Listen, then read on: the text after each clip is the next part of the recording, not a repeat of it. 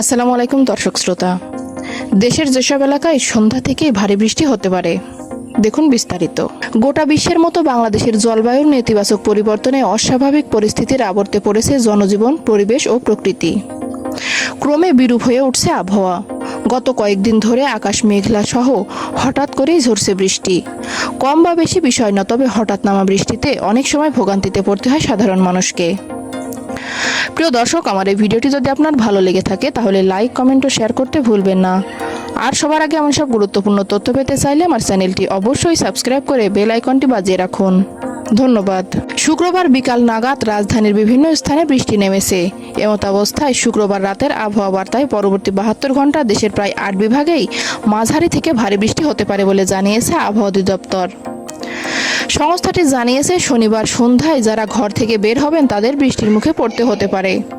আবহাওয়া অধিদপ্তরের পূর্বাভাস অনুযায়ী লঘুচাপের বর্ধিতাংশ পশ্চিমবঙ্গ থেকে উত্তর পশ্চিম বঙ্গোপসাগর পর্যন্ত বিস্তৃত রয়েছে।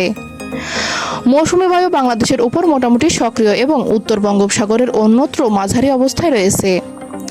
আর এই কারণে সিলেট বিভাগের অধিকাংশ জায়গায়, রংপুর, ঢাকা, ময়মনসিংহ ও চট্টগ্রাম বিভাগের অনেক জায়গায় এবং রাজশাহী, খুলনা ও বরিশাল বিভাগের 2-1 জায়গায় অস্থায়ীভাবে দমকা হাওয়া সহ হালকা থেকে মাঝারি ধরনের বৃষ্টি ও বজ্রসহ বৃষ্টি হওয়ার সম্ভাবনা রয়েছে। পাশাপাশি ঢাকা, ময়মনসিংহ, চট্টগ্রাম ও সিলেট বিভাগের কোথাও কোথাও মাঝারি থেকে ভারী বৃষ্টি হতে পারে।